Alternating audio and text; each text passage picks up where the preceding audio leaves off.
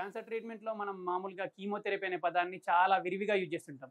అసలు ఈ కీమోథెరపీ అంటే ఏందంటే, క్యాన్సర్ కణజాలాల పెరుగుదలను నియంత్రించేది, మరియు క్యాన్సర్ కణజాలాల్ని చంపేయడానికి ఇచ్చే మందులని కీమోథెరపీ మందులు అంటాం.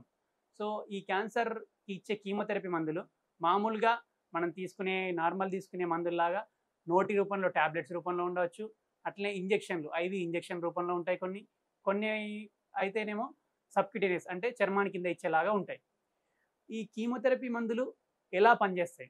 మన క్యాన్సర్ కణజాలాల పైన ఈ కీమోథెరపీ మందులు ఎలా పనిచేస్తాయంటే, క్యాన్సర్ అనేది చాలా వేగంగా పెరిగే కణజాలాల సమూహాన్ని క్యాన్సర్ అంటాం. సో, ఈ వేగంగా పెరిగే కణజాలాల పైన కీమోథెరపీ మందులనేవి చాలా ఎఫెక్టివ్‌గా పనిచేస్తుంటాయి.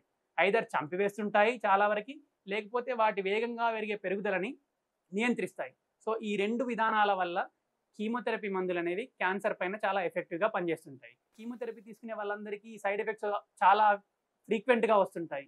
ఇవెందుకు వస్తుంటాయంటే, ఈ క్యాన్సర్ కీమోథెరపీ అనేది చాలా వేగంగా పెరుగుతున్న కణాల పైన, కణజాలాల పైన ఎఫెక్ట్ చేస్తుంటది కాబట్టి, మన ఎందుకంటే మనం హెయిర్ చూడండి మంత్లీ గాని, 2 మంత్లీ గాని కట్ చేసుకుంటాం. అంటే హెయిర్ కంటిన్యూయస్‌గా పెరుగుతూ ఉంటుంది.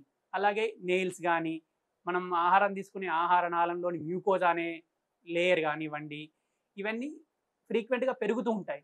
సో, క్యాన్సర్ సెల్స్‌తో పాటుగా ఈ కణజాలాల పైన కూడా కీమోథెరపీ పనిచేయడం వలన మనకు సైడ్ ఎఫెక్ట్స్ వస్తుంటాయి. ఎలా అంటే కీమోథెరపీ తీసుకున్న వాళ్ళకి హెయిర్ ఫాల్ అవ్వడము, మోషన్స్ రావడము, కాన్‌స్టిపేషన్ అవ్వడము, నోటిలో పూతలాగా రావడము, నోరు పగలడము, చేతులు, కాళ్ళు తిమ్మిరిలాగా అనిపియడము, చర్మం కలర్ చేంజ్ అవ్వడము, ఇవన్నీ ఈ కణజాలాలని వేగంగా పెరుగుతాయి కాబట్టి కీమోథెరపీ మెడిసిన్స్ క్యాన్సర్ కణజాలాలతో పాటు నార్మల్ కణజాలాల పైన కూడా ఎఫెక్ట్ చూపిస్తూ సైడ్ ఎఫెక్ట్స్ అనే వాటిని కలిగిస్తూ ఉంటాయి.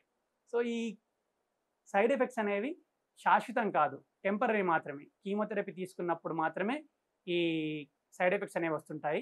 కీమోథెరపీ ఆపిన తర్వాత రివర్సబుల్ అంటే నార్మల్‌గా వచ్చే ఛాన్స్ చాలా ఉంటుంది. ఇది కీమోథెరపీ గురించి.